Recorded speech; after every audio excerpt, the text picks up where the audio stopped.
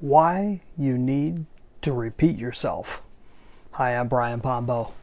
Welcome back to Brian J. Pombo Live. I basically introduce every episode the same way. I have the same process. There's two main reasons for that. One, so I don't lose my place, and I have kind of a process I go through, so it makes the whole thing kind of come together a little easier for me. Otherwise, I won't do it. I get lost real easily and off track. If you've watched enough or listened to enough of these podcasts, you'll know I have a tendency to wander. But the other reason is that it's important to repeat yourself. It's important to have something that people can kind of cling on to, so that they have a chance to get to know you better, so that they have something a little bit familiar. And there's a very familiar structure to how I do this. How I do all my podcasts each one has its own structure to it. And I like to keep that consistency as much as possible without being boring, hopefully without being boring. What I have here is a book by David Ogilvy. If you're not familiar with Ogilvy's work, I recommend you look into it, especially if you're in the world of business and you're in the area of business where you are looking to communicate with your end customer. You know, whether they be a current customer, a past customer, or a future customer, you need to know how to communicate with them. And this is the advertising genius of our time, was David Ogilvy. This particular book is the Unpublished David Ogilvy. Has a whole lot of pieces that were kind of involved throughout his life that kind of got set off to the side. Not everything in here was unpublished, but it was published in such odd places. It was never all collected into one volume. This is one of those that I go back to over and over again because it's so fabulous. I mean, it's one of those books I have a difficult time highlighting because every paragraph says something. And that's really tough to do. I was gonna separate this little section into a handful of videos, but I just figured I'd go through it. It's too much to spread out. There's one main point I wanted to make, and that is about repeating yourself. This is what David Ogilvy said when he was 25 years old. So he's 25 years old in 1936. He's an assistant account executive, and somehow he was given the entire staff of his agent. He was given basically an entire staff as an audience for his views on advertising, and he went through a bunch of this, and this was a piece of it that I think really reads well. His first sentence says everything. He says, "Every advertisement must tell the whole sales story because the public does not read advertisements in series." So that was what he was doing back then.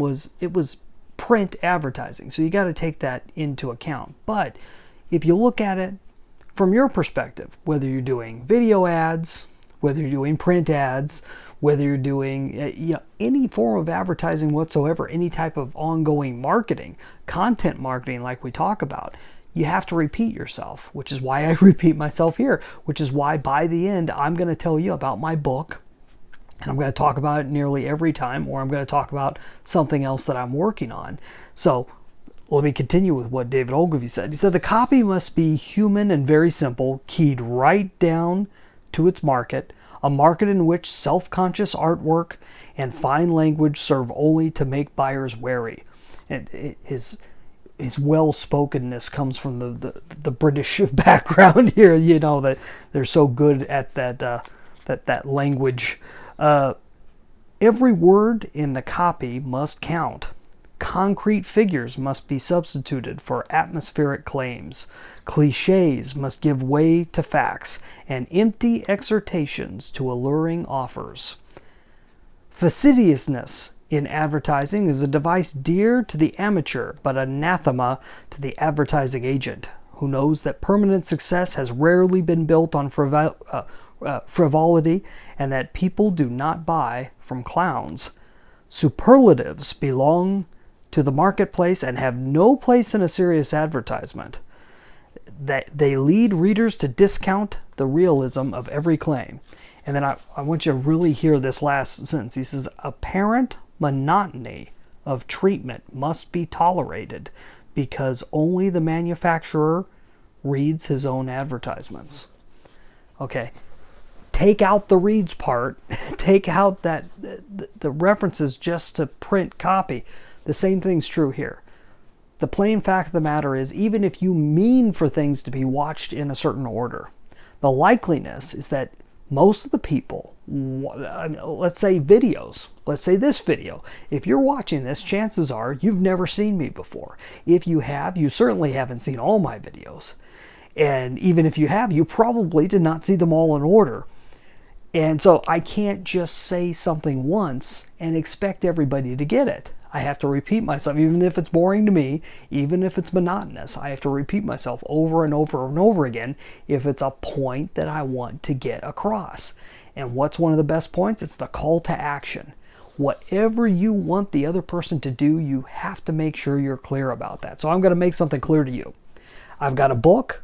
It's called 9 Ways to Amazon Proof Your Business. It's all about strategies that you can use in your business to be able to move forward and defeat any form of competition, even if that competition is Amazon.com or some big giant behemoth. You can defeat them if you follow these strategies. These are just 9 of the major strategies, and they're big. They're not one of these things you can just plug and play and all of a sudden everything will happen for you. These are going to take time to put into place, but I give you a lot of resources to use. I provide myself as a resource also in this book. You can get your own free copy. You can buy it wherever books are sold. It's a hardbound, very small book, but you get it wherever books are sold, or you can go get it free, get a free digital version at AmazonProofBook.com. And there you go. That's something I say just about every video that you're going to see. If I don't say that, I usually have some other type of call to action that I'm trying to lead the viewers or listeners to. So that's AmazonProofBook.com. This is David Ogilvy. He's one of these types that I love to read. I can only read a little bit at a time because he's like a very spicy wine, red wine. It's something with a lot of character that takes time. I can read a page or a few paragraphs and just simmer on it for a few days. I really can't. It's the same things. I've mentioned Eugene Schwartz before. If you've ever gotten a copy of Breakthrough Advertising, if this is like red wine, this is like a port, like a really sweet port. I mean, I read a little bit and I have to walk away from it because it's just like, that's good stuff. It's good stuff because it speaks to psychology. It speaks to how people function and how people digest advertising.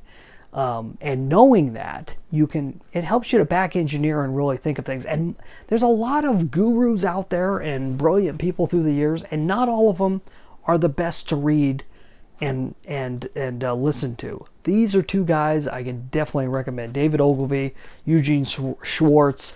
Anything you can find out there by them is fabulous. That's all I got for tonight, folks. You have a great night. We'll be back here tomorrow. Get out there and let the magic happen.